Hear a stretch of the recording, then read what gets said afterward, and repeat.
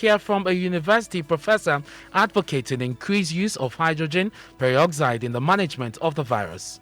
And a number of our colleagues in the research team who work in healthcare institutions, have been using hydrogen peroxide. None of them has come down with the disease.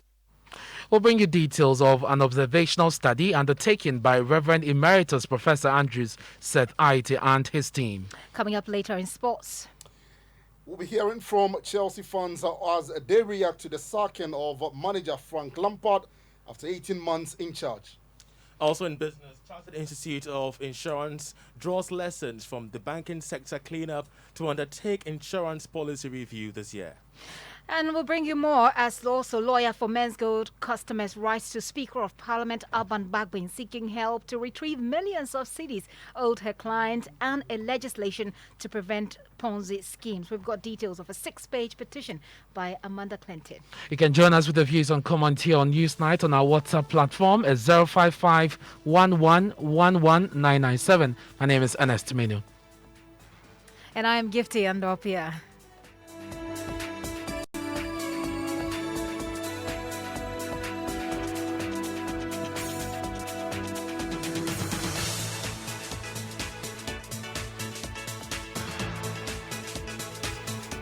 And thank you very much for joining us. Tonight, the Ghana Medical Association says government must, as a matter of urgency, reintroduce restrictions on social or mass gatherings, starting with the ongoing state funeral of the late former President Jerry John Rawlings. The GMA, in a 9-point statement, said this has become crucial in the wake of the surge of COVID-19 cases, as Ghana is recording about 600 new cases in a day. Well, Titus Bayo, who is the Deputy General Secretary of the association, has been speaking to me on the pulse a while ago. Yes, I think the import of our statement is just to let Ghanaians know that this condition is still here with us. It's getting worse. Things are not looking so good. And we have asked that, as you said in the 9-point statement, first emphasizing the fact that the situation is getting alarming. We are asking that the government, as a matter of urgency, should try and reimpose some restrictions on mass gatherings. We are also asking that the people should be discouraged from going publicly to join the final funeral rites of our late former president. As many that can join online, TV, social media handles, we think that should be encouraged. And very few people, it should be restricted to very few people instead of opening up for everybody, as we call for a ban on other social gatherings. And then we are letting Ghanaians also know that they need once more, and this has been a consistent feature of our press statement, to take their safety and health into their own hands. There's so much government can do, but much of it depends on us as individuals to be conscious of the presence of this virus and this pandemic in our environment and be each other's keeper and try to make sure that we obey the protocols on our own so that together we can be safe as a people. Okay. I think that is, in a sense, a summary of it. All right. And so that is Dr. Bayo, Titus Bayo, in that interview with you, Gifty, earlier on the pulse. He joins us on the line with more on the statement they put out there today. Thank you very much, sir, for your time here on Newsnight. So you talk about the prompt supply and delivery of PPE to healthcare workers in that statement you released today. Paint the picture to us and tell us how it is affecting your work. Once again, and good evening to your listeners. It is clear that the risk that this disease brings to the Ghanaian health worker is ever present. And therefore, it means that these PPEs that are consumables need to be used frequently if we are encouraging people to observe the personal, the infection prevention control measures that have been put in place in the hospitals. And because these PPEs are consumable, they move really fast. And so we think that with this new surge, the supply chain must be maintained so that health workers get these PPEs to work with. So I hear you say that there is no shortage per se, but except that you think that there must be some prompt delivery as far as the replacing these PPEs. See, because what is happening is that we have noticed, and I think as far as the PP is concerned, we made 2 points on it. And we want this to go clear, hand in hand, to all those involved in the supply chain. When we speak on behalf of all our members in public and in private practice. What most of our members in private practice have complained of is the immediate trend towards astronomical increase in the cost of PPEs as we observed before. Basic things like the face masks that used to cost like 20 cedis, 25 cedis, at some point 35 cedis per box. Just with this new surge, it's going up again, and people are selling for 50 cedis. We don't know what is going to be next. So it becomes difficult for people to procure this, for people to use in their line of duty. The same thing applies to government procurement system. They have tried to purchase some locally manufactured ones to augment the system. But as people try to profiteer from this, unfortunately, it's going to affect supplies. Secondly, with the increased numbers in hospitals, it means that at different levels of care within the care system, people are having to use higher levels of PPE. You would have situations, some PPE that would ordinarily have been used in only the treatment center. Now people are handling cases in the main hospital, trying to find place for them in the treatment center, which means that these people must wear the highest level of PPE to keep themselves safe. This is why we are calling for an improvement in the supply system of the PPE. Very well. Now, on the issue of the social gatherings, which you're calling for very strict restrictions on, and you talk about the ongoing state funeral of the late former President Jerry John Rawlings, is there anything? Earlier, government had, organized a news conference and talked about the approach and the arrangement so far. Stating very clearly, the information minister designates, stating clearly that everything is going to be COVID compliant. Is there anything you have seen so far that calls for a review? Well, we are speaking on the basis of the numbers.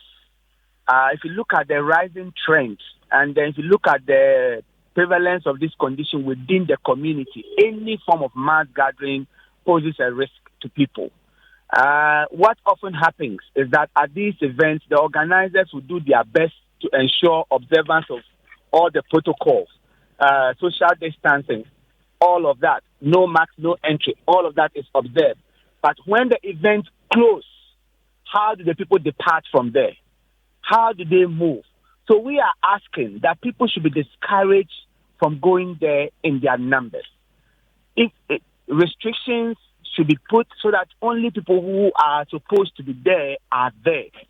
The masses can follow this on the media, and we don't have to be there in person. And not only that, we are beginning with that and asking that there should be reimposition of restrictions on other mass gatherings, the funeral, the wedding, all the mass gatherings that you can think about, because this thing is really spreading within the community. And our biggest fear is that our health system is fragile. Health systems that are very robust have crumbled under this pandemic. And if you look at what we have, we cannot afford to let there be a mass catastrophic outbreak. And on the issue of the reimposition of restrictions, you also raised the issue of regulating the market. Exactly how does the GMA envisage that this can be done? We did that before. And during the first time, we did a lot of excellent work as a group of people, as a nation. And the West and other people were praising what we did. There were markets where people were giving tags. Depending on the color band of your tag that you are using, you came to the market on a specified day where alternative shelves were closed. Why can't we reintroduce something like that? Because anywhere the people gather, this virus moves. Dr. And the risk of spread is high. Dr. Bayo, let me just jump in there. Is it the GMA's conviction that a lockdown immediately in parts of the country is a necessity? Sorry, I didn't get that. Is it the GMA's conviction that a lockdown in parts of the country immediately will be necessary right now? No, we haven't come to that conclusion yet. Okay. And we haven't come to that conclusion because we are still looking at the figures and we are looking at what is available. We did understand from our first lockdown that the lockdown buys you time. There are advantages of lockdown. It buys you time to put certain things in place. It buys you time to do more testing. If you don't have the necessary things needed and you just lock the people down, then there are other consequences of that lockdown. And that's why before we make that kind of call, we need to consider a lot of factors. As of now, we are still studying the data that is before us, and we haven't made that call yet. Well, we've just spoken to Dr. Moisi, who is himself works with biologists and a researcher as cases, well. Who thinks that from the way people are disregarding the COVID protocols, we might just save some lives if we should do it, not so immediately, but very soon. Yes, we all think that imminent, it is something that may happen very soon. But as to whether we think at this moment that is what we should do, what we think that should be done now is what we put out in our statement. You see, when that lockdown came, apart from restricting the movement of the virus, it brought people to become conscious of the presence of the virus in our environment. We think that if these restrictions are there, apart from restricting the mass gathering, which may serve as super spreader events, they play an additional role on making people conscious of this virus in our environment.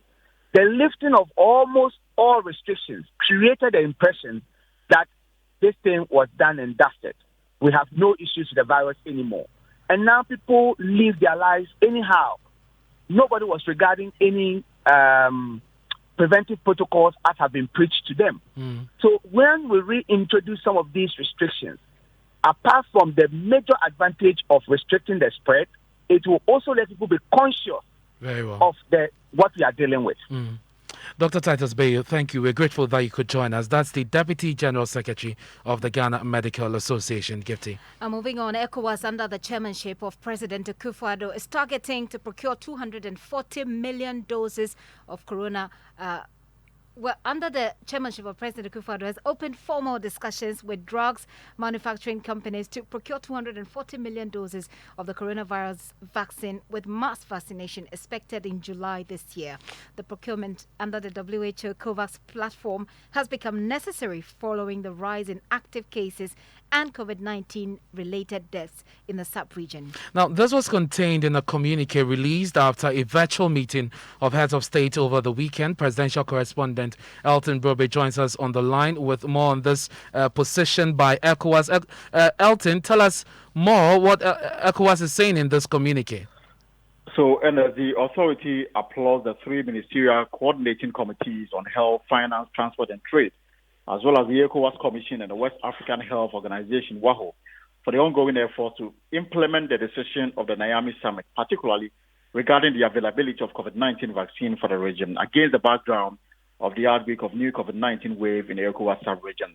The authority in this communique approves the harmonized ECOWAS protocol for cross-border movement of persons and goods during the pandemic and caps the cost of COVID-19 PCR tests for travel within the region by ECOWAS nationals at a maximum of $50 United States dollars. Again, the authority also approves a pooled procurement approach for anti-COVID vaccine. It instructs the ECOWAS Commission to set up a vaccine revolving fund and calls on national governments, development banks, the private sector, and partners to contribute to the fund. The fund, according to them, will be used to secure anti-COVID vaccines in the region through short-term food procurement and medium to long-term regional manufacturers. Again, the authority also instructed the ECOWAS Commission, in conjunction with the member states, to lead the process of sourcing 240 million doses of preferably WHO-approved vaccine through direct or collaborative approach to manufacturers, partners, and friendly foreign governments that may be willing to sell an extra doses that they may have pre-purchased. And finally, the authority requests the ECOWAS Commission to drive the process of supply of vaccine in line with COVAX initiative and taking into account the initiative of member states at the continental and international level to ensure the availability of as many vaccines as possible. The authority directs that the vaccination campaign should start latest by the end of June 2021. Ernest. Thank you very much. That's Presidential Correspondent Elton Brobe bringing us that statement by ECOWAS. And there was a virtual meeting, Gifty, and President Akufo-Addo highlighted the impact of the virus on the African continent. We can hear the president now. 2020 was a particularly difficult year in our history and that of humanity because of COVID-19. The pandemic has not spared any sector of our social, economic, humanitarian, financial, and security life. It continues to be even more devastating, particularly with the onset of the second wave and the outbreak of a new variant of the virus in most parts of the world. Its negative impact has heightened and worsened the exogenous shocks affecting our region. The pandemic has brought in its wake unprecedented levels of difficulties for us all. However, far from viewing this situation as a disaster before which we are powerless, we must embrace fully the lessons it teaches us, as well as the direction it is pointing us. In particular, we must remember that it has given us a good sense of how important it is for us to strengthen our unity and solidarity. It has provided us with the avenue to be self-reliant and is a clarion call for all of us to remain faithful to the main objective of ECOWAS, which is to promote cooperation and integration for the well-being of our citizens. So that's President Akufo-Addo there in that virtual meeting. And Gifty, government has said that it has started processes to procure the COVID-19 vaccine by end of March at least. And, we've been told also that there's a plan drawn up for the vaccination. We can hear from the former Deputy Health Minister, Dr. Bernardo Kuboy. WHO called the COVAX facility. COVAX means that it's coronavirus access platform, and they are allowing low to middle income countries who might not be rich as the West to access this platform. You can get 20% of your population needs. So 20% of our population will be given to us, more or less through a special arrangement, like a grant. But the rest of the 80%, you have to pay yourself. Now, so we have applied to that platform. They would start disbursing first quarter to countries that have applied. But we are also exploring the bilateral route. So top government officials, I know my boss, my former boss, the Minister for Health, is talking to some of the manufacturing companies. Ghana is looking at buying some directly also. And then as we speak, there's a technical committee to look at the criteria for the rollout, who gets first. What is absolute is that health workers are very high on them. And then secondly, people have mentioned the security services because of their mixing with populations outside the country on operations. I also know that elderly people with who can prove underlying conditions like heart disease, kidney and all that, and people with a high turnover rate for meeting others like transport operators, people who meet a lot of people in a day, teachers who have to go and mingle with kids and all that. So we are looking at it very seriously. Very interesting plan there. Dr. Bernardo Kuboy is the former Deputy Health Minister.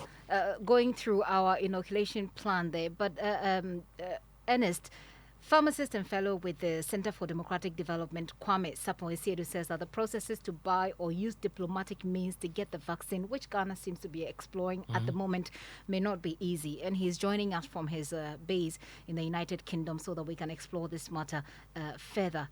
Hello, Kwame.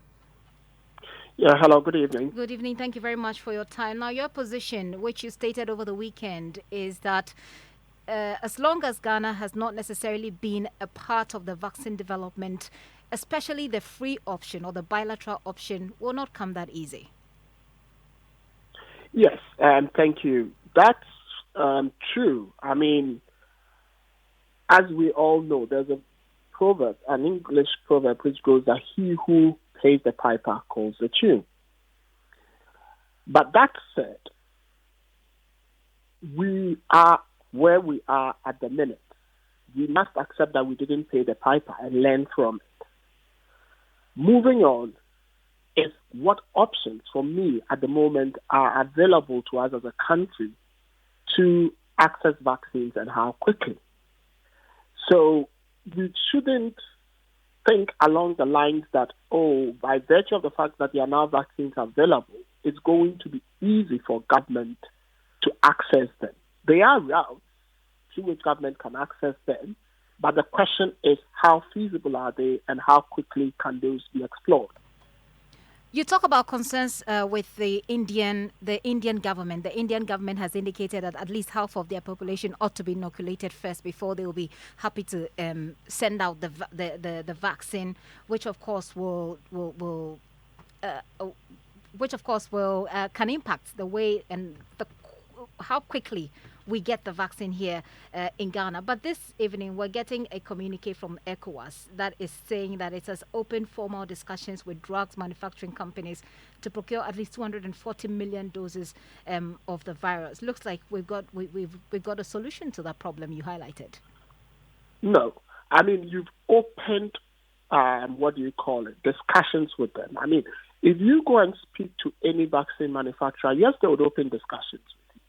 I am aware that, for example, over the weekend, Morocco opened discussions with Sinopharma, and they are getting vaccines through Sinopharma. They would have discussions with you, but you must bear this in mind that every vaccine producer has a capacity to produce, and vaccines are biological, agents. So in their production, there has to be what we call batch-to-batch consistency. Therefore, the first 15 countries who have actually paid for these vaccines, even before the biological agents could be made and vialed, have priority because they paid their money. And that is why, if you listen to the ECOWAS communique, they are clear in saying that the option where some countries, for example, the United Kingdom has prepaid for over 300 million vials. The population of the country is 70 million. So even if there are 2 doses, they have extra buffer stock of 160 million vials. That is something that you can explore.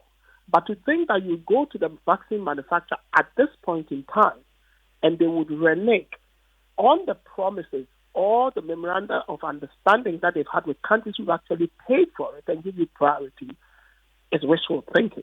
That is the sort of thing I'm talking about. And that's why I'm saying that there are routes, but don't let us play it down and let it look as if opening discussions means that it's a done deal. So what opening in your view is a good thing. What in your view, what are the options available to Ghana for quick release of the vaccines in your view, briefly? Well, I mean, there are the Chinese vaccines coming up. There are a few Chinese vaccines coming up, like Sinopharma has vaccines coming up. Sinotech has vaccines coming up. There's the Sputnik vaccine from Galanzia in Russia. There is one coming from Johnson & Johnson. We need to widen the scope of vaccine providers we are talking to. That is a starter for 10. Because even if you need to look at it from this point of view, that we have a population of 31.3 million, and we would need to inoculate about 70% of them. Even if we aim at inoculating, say, 40% of them, that is a huge number. Each person needs 2 doses. So technically, the minimum vaccines we are going to be looking for is about 40 million vials. The question we need to ask ourselves is, based on the fact that some of these manufacturers have put their production timelines out. For example, Moderna has no space until 2021 ending. Right. We need to ask ourselves, what can we get bits from here, bits from there, bits from there, bits from there, bits from there to meet our quota? Right. And that is the sort of thinking I am coming with. So we need to realize that we are pushed for time, and we must cast our nets wider to be able to obtain a bit more fish from each quota. And that's the sort of thing I'm talking about. A very big thanks to you. That's a pharmacist and fellow with the Center for Democratic Development, Kwame Sapong Esiedu. We've been talking also about just something that may reduce vulnerability to COVID infection. Absolutely. And throughout this pandemic, we know that high concentration alcohol has been recommended, especially in hand sanitizers. Right. Even at some point, people decided to use the local gin application. But the doctors have said that it's not concentrated enough to deal with the virus. Now, there's an introduction, more or less. A former provost of the University of Ghana Health Sciences, Professor Andrew Seth Aite, is recommending that the inclusion of hydrogen peroxide in the management of the virus could potentially save many lives. Gifty spoke to you on the pulse. We'll hear that interview. the literature, the science that has been done clearly shows that coronaviruses are inactivated by hydrogen peroxide. That is number one. Number two, the hand sanitizer that is used contains alcohol and then 3% hydrogen peroxide as well as glycerin. And this is the WHO approved formula. So what we rub on our hands and what we use to clean our tables and so on contains 3% hydrogen peroxide. That in itself is part of the science. And it tells you that hydrogen peroxide is critical in dealing with this virus. Now, the third reason why people should believe what we are saying is from the observation. That is why I said that based on the science, we ourselves, because when you are doing observational research, quite often it's like, it should start with you. So you do the experiment, you use the peroxide and put yourself in various situations and find out whether you get the disease or not. And a number of our colleagues in the research team who work in healthcare institutions, have been using hydrogen peroxide, and none of them has come down with the disease. But that certainly is not conclusive at all.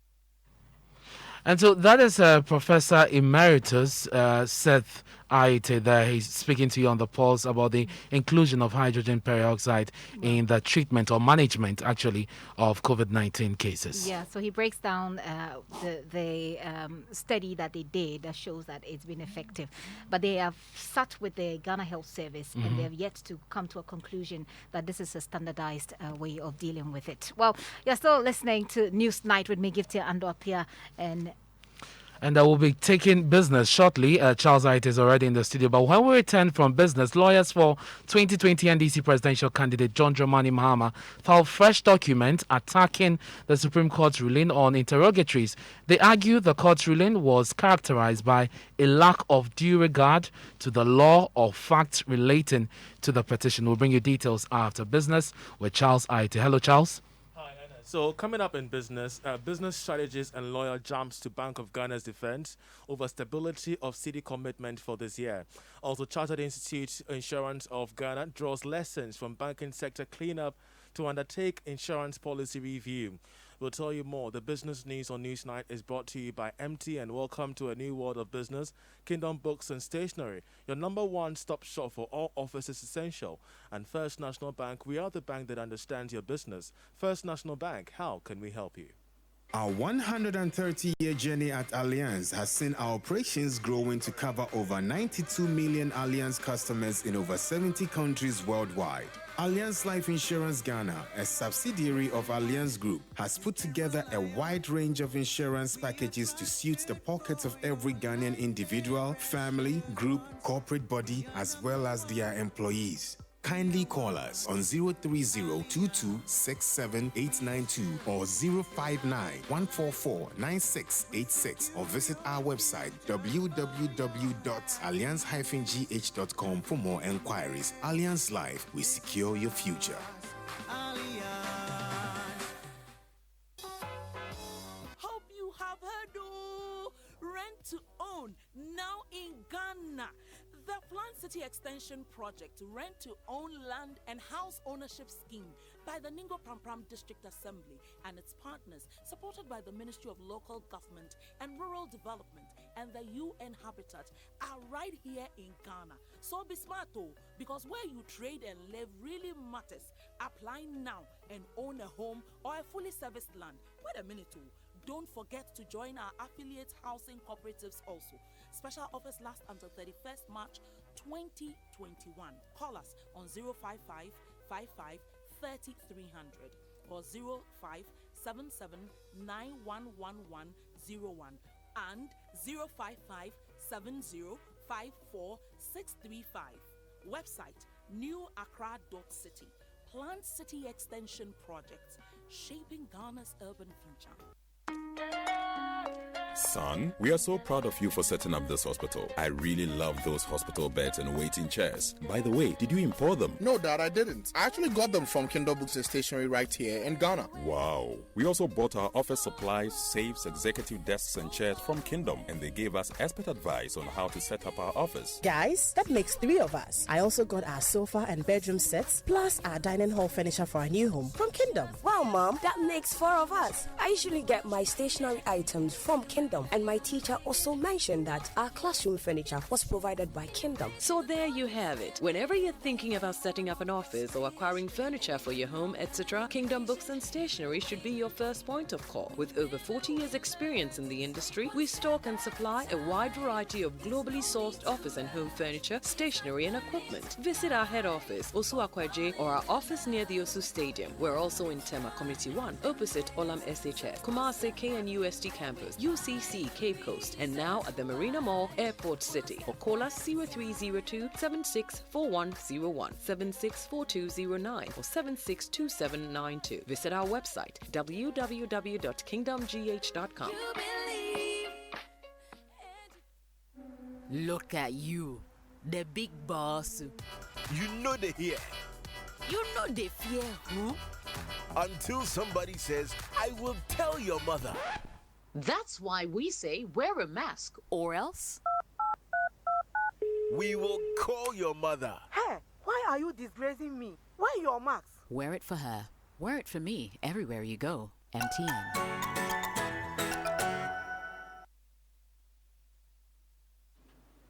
And welcome back to Business on Newsnight.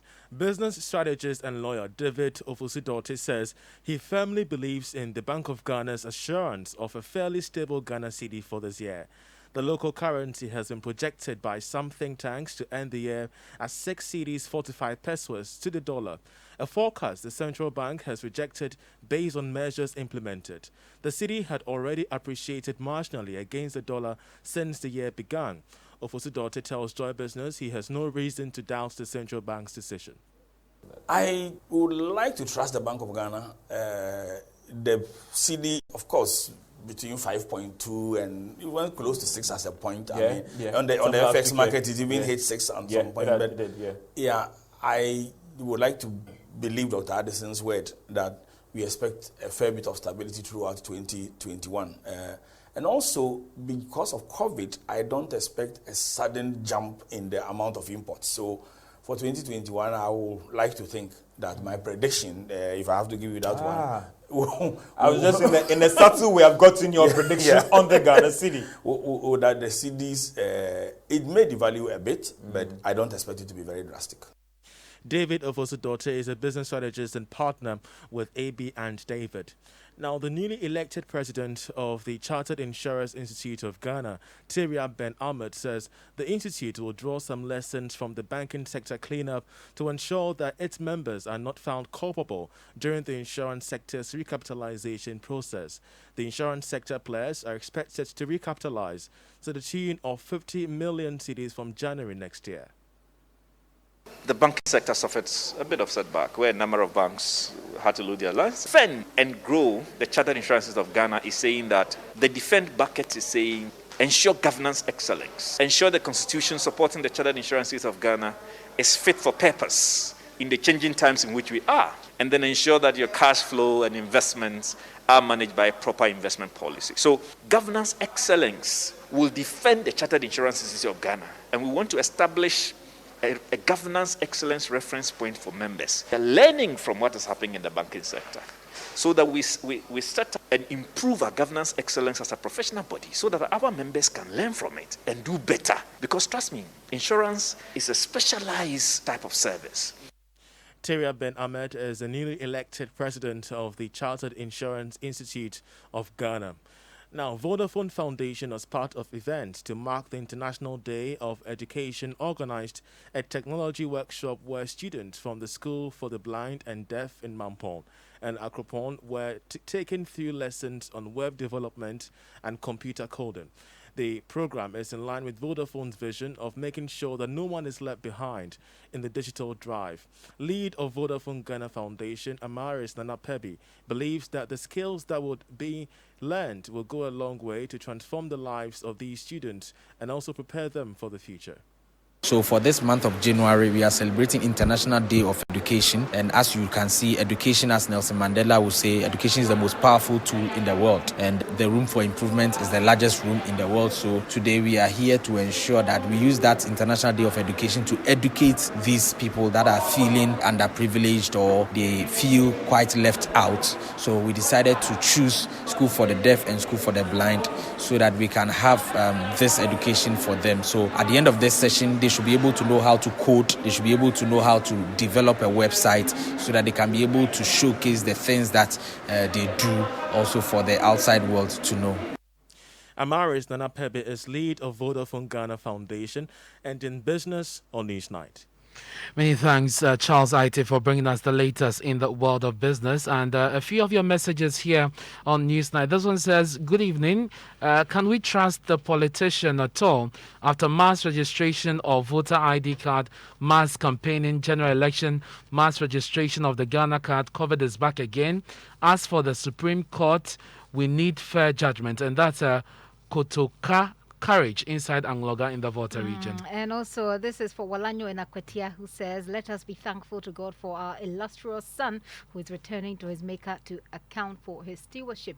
May God grant our former president a befitting resting place. We'll miss you, Papa J. And on the issue of the lockdown, this one from George, also in Angloga, says, good evening. I want to tell the president not to lock us down because our children are now back in school. We've spent all our money on school fees, and during the Christmas, it will be difficult under a lockdown. And these are some of your messages coming through on our WhatsApp console here on Newsnight. And it's interesting, the other person who talked about the Supreme Court, because we have some development on that story.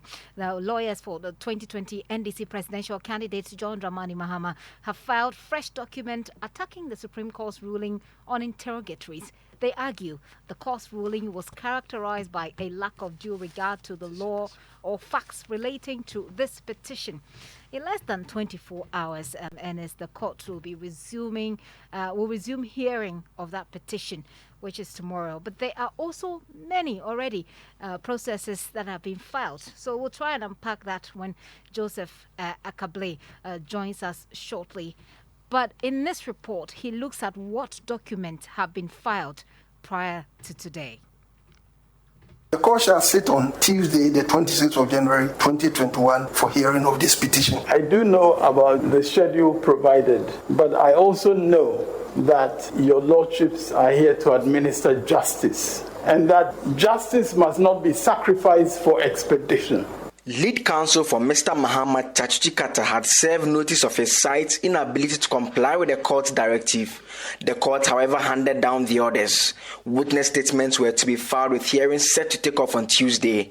Mr. Mahama's lawyers have since filed a motion seeking to halt hearing of the petition. They want the court to first deal with their second push to have the EC chairperson subjected to 12 questions. Our questions are designed to find out, in actual fact, what happened. That is very important. So until they hear the review and give you their decision, you are not filing your witness statements and your preliminary arguments, because we have filed for stay of proceedings. President Akufo-Addo's lawyers, however, disagree. They have filed documents opposing the request for the case.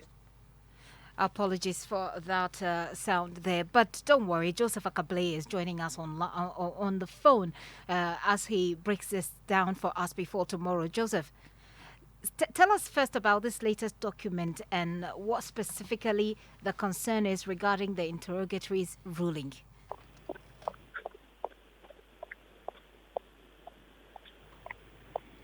Hello, Joseph. Hello, Gifty. Yes, Joseph, I'm asking you to tell us about the latest document and what specifically the concern is regarding the interrogatories ruling or the ruling on the interrogatories. And so they make the point that they want to be allowed to file an additional ground for the review application. This is to demonstrate to the court why the lawyers believe that its interrogatories ruling was characterized by a lack of due regard to the law or facts relating to this particular petition. Specific reference in this new document is made to Article 1294 of the 1992 Constitution.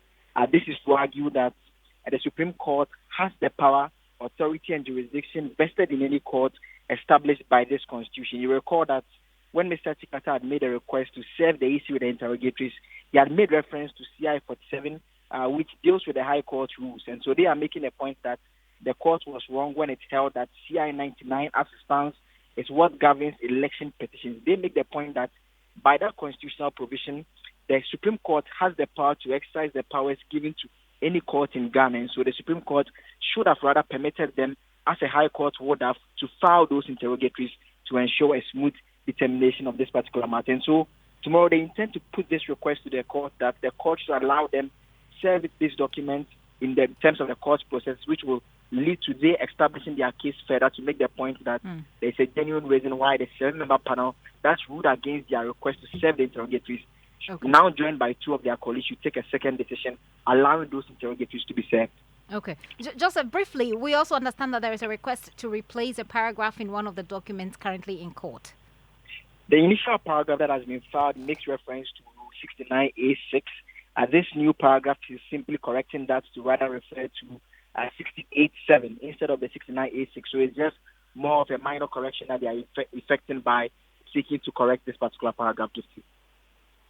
Akablay there, Joseph, thank you very much. He's our court correspondent. But there are also issues with TEU, and the impact is beginning to bite. Absolutely. And members of the University of Ghana branch of TEU are continuing their defiance of a directive from the Mother Association to halt the strike after meeting with the Ministry of Employment and the Fair Wages and Salaries Commission. Some 2 weeks ago, TEU declared a strike over what is described as, or what they describe as, poor conditions of service and the refusal of government to pay their 18% non-basic salary of members, as is done for some of the senior members at the university.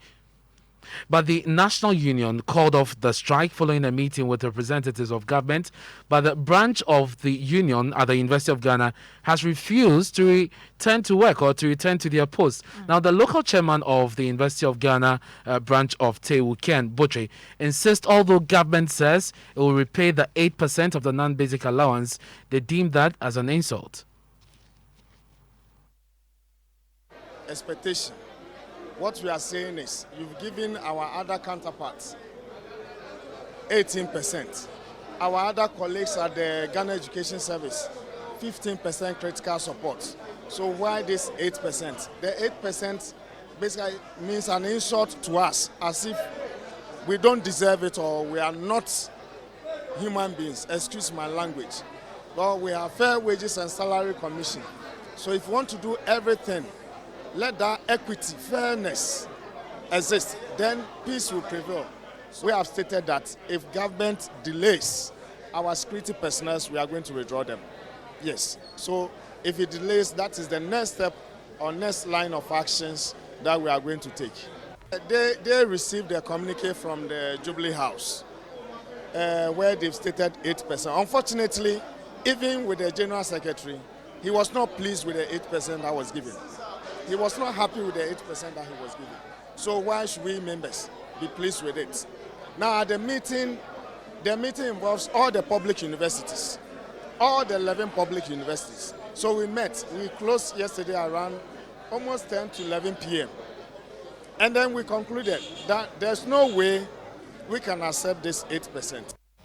And so that is the TEU chairman at the University of Ghana that's speaking to us, Ken Butche. Now, they are demanding 18%. Government says, I'll pay you 8%, and they think that it is an insult. Let's go on to the phone lines now, because this definitely will have an impact on the student ultimately. And we're joined by the president of the Medical Student Association at the University of Ghana, Christian Philip Amma.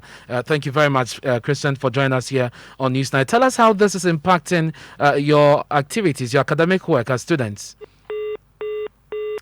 Looks like we lost Philip Amma. Christian Philip Amma is the president, as Kojo said, of the University of Ghana Medical Student Association. They're joining us because we understand that today, for example, they couldn't have any of the drivers, for example, to convey them from where the Legon campus to Kolebu, where they usually have their lectures and all other academic activities. Also for the nursing students as well. And whilst I was at the University of Ghana, you know that every time there are bus from Legon to the Kolebu campus to have activities, and then back to Legon campus. Let's go to the phone lines now and speak to Christian Philip Amma. Christian, we understand today there were no drivers to take you to the Kolebu campus.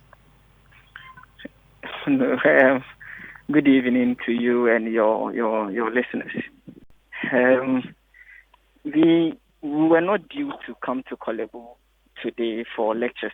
I am in final year. I spoke to the class that has been coming to Kolebu, and for some time now they've been having online lectures. So today they were not scheduled to come to Kolebu. It's a large class, a relatively large class. They are about close to 200 in class. So they've been having their theory lectures since school began online. But tell us, how has this been affecting you since the TEU strike started? Well, so for the TEU strike, as we've all witnessed, the porters, the cleaners are all on strike, and various GCI executives have to play the role of students and also has porters and be playing the role that the TEU people were playing previously. So my colleague, JCR presidents on the main campus, University of Ghana, are the ones who have been at the Porters Lodge and have been playing the role of the porters. For us in Kolebu, the situation is the same. If you come here, our porters, our cleaners, they are all on strike. So you have to combine your student role and other roles that previously somebody was playing, that you need to also do it now because there is nobody to do that. Thank you very much. And that's the president of the Medical Students Association at the University of Ghana, Christian Philip Alma, joining us there. Let's speak to the national president or the chairman of TEU, who joins us on the line. The secretary, we're told, we have on the line, Mark Crunchy. Thank you very much, sir, for your time here on Newsnight. Government is willing to pay 8% out of the 18. The UG branch says that until they get a full complement of what they are demanding, they will not call off their strike. How are you managing this? In fact, the line is quite bad. I could hardly hear what you said. Hello, Mr. Kranche, if you can hear me now, if the line is better now, we know that since you called off the strike, the UG branch of TEU has decided not to return to post. They are saying that they want their demands met before they actually return to post. Now, government, after your negotiations, we understand, has agreed to pay 18% out of the 8% out of the 18 that you are demanding. How did you come to that compromise? Well, good evening to your cherished listeners. But the point is that we are negotiating for a facility. It is not as if it is a demand from government. So it is part of issues that we are negotiating. And I will say that when we met with our members, the initial position was that they needed a commitment from government. And we went into some discussions with government, and then we agreed in principle at the meeting that we were not going to, government was not going to say anything specific as far as this non-basic allowance was concerned, because we needed to engage further. And so the understanding we reached at the meeting was that any payment that would result out of the negotiations would take effect from 1st January. And that leadership felt that it was enough commitment on government side. And that is why we advise our members to, as it were, suspend the action. But you have heard the reaction from especially UG. They are saying that this is an insult. How are you managing that and getting them to return to post? You see, this 8% that was put in the letter was not as a result of negotiation. And we did explain this to our members yesterday, that we did not go to negotiate for 8%, but we went with the understanding that government should give our members some assurance that whatever will come out of the negotiation would be borne by government and it would take a certain effect. So we left that meeting without understanding that government is open to negotiation, and therefore we're going to further enhance that negotiation. But then came and the letter is quoting 8%. And we felt that, well, that was not what we discussed at the meeting at the ministry. So we will have to go back to the table and then further engage government to up the percentage so that we are able to satisfy our members and get them to go work. So we met them yesterday, and they felt that the 8% was not enough. Let us go back and engage government so that what is being paid to our counterpart or our seniors, let me put it that way, what is being paid to our seniors, that is senior members, academic and non-academic, will be extended to our membership as well. And that is how it is. All right, thank you very much for your time. That's Mark Rancheda, the Secretary of TEU, the General Secretary of TEU there, until they come to a compromise or to a point where especially the University of Ghana branch of TEU agrees, the strike continues and the students ultimately suffer the effect of that. Let's go to the Volta region, where a group calling itself Grassroots for Justice today embarked on a demonstration to protest the nomination of Dr. Archibald Lecha as Volta Regional Minister Designate. The group, among other things, claimed he did not support the growth of the party whilst in office. Clad in red and black, the people marched through principal streets of the Volta regional capital amidst dancing and singing. Fred Kwame Asare reports. Designate. Before the nomination of Dr. Archibald Lecha as the Volta Regional Minister Designate, Volta NPP Grassroots for Justice served notice to stage a demonstration against his nomination. On the eve of the demonstration day, the Volta Regional Police Command issued a press release cautioning the group not to embark on the demonstration. The press release states that due to the upsurge of COVID-19, such an event will endanger public health and safety. However, the pro-NPP group defied the police order and embarked on the intended demonstration, while the police provided security and directed traffic. The demonstration, which took off at the Metro Mass Transit Terminal in Sokode Lokwe, went through the principal streets of Ho amidst drumming and singing. They ended at the premises of the Volta Regional Secretariat of the NPP, where they presented a petition to the Volta Regional NPP Chairman, Makafu Iwanya. The convener of the Volta NPP Grassroots for Justice, Kinsley Hosu, indicated that Dr. Lecha, during his first tenure as Volta Regional Minister, failed to serve in the interest of the party. We wish to reiterate that our protest against the reappointment of Dr. Archibald Lecha as a person is not the issue in contention, as he more than qualifies for the position by his impeccable academic and professional credentials. What we have said over and again is that the fact that Dr. Lecha has caused more harm than good as the regional minister in President Nana Addo Dankwa Akufo-Addo's first tenure. It's true. He also accused the minister of failing to contribute to the governing party's campaign activities in the 2020 electioneering.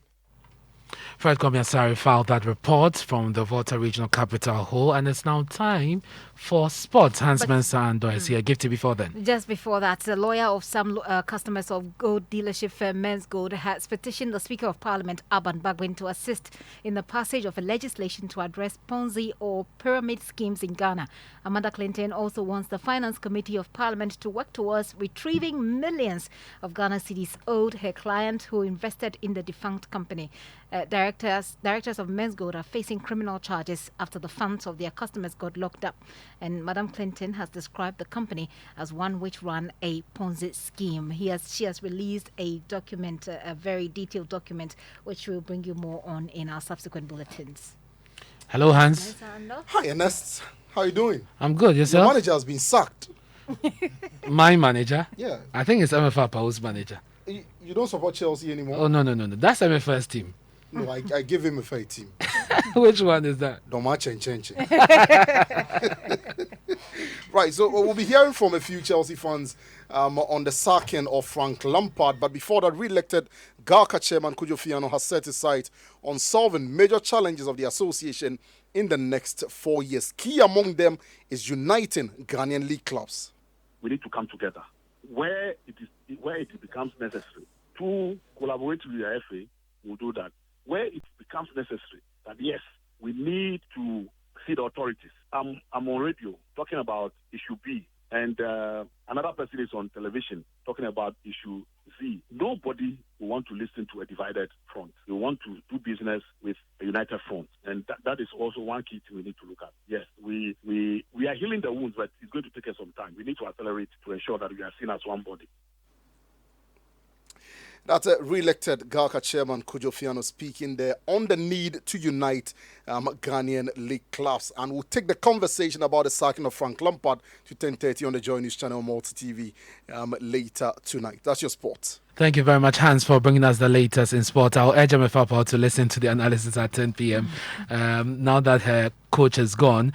And Gifty today, the former president Jerry John Rawlings was laid in state. I mean, this is the president who has served the most as president in this country. Today, that gallant gentleman was laid to rest, and a lot of people went to file past to pay their final respects. And definitely, there was Kwesi Botre, the longest-serving finance minister, who says that the principle of probity and accountability now more than ever should guide us as a country, and there must be an awakening as far as our governance is concerned, and that is the best way he thinks that we can honor the memory of the late president.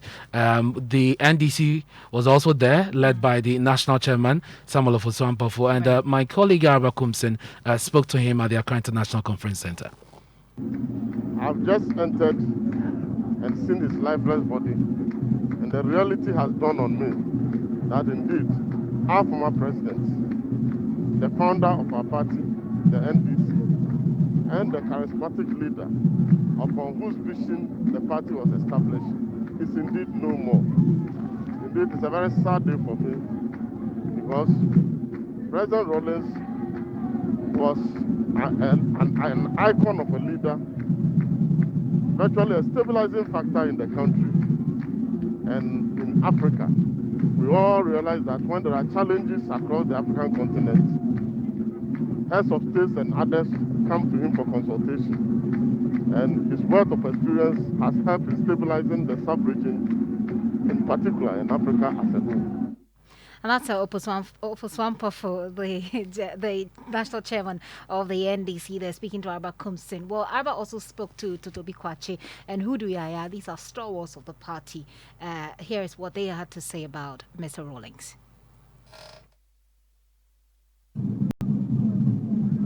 It will set you on the most difficult assignments,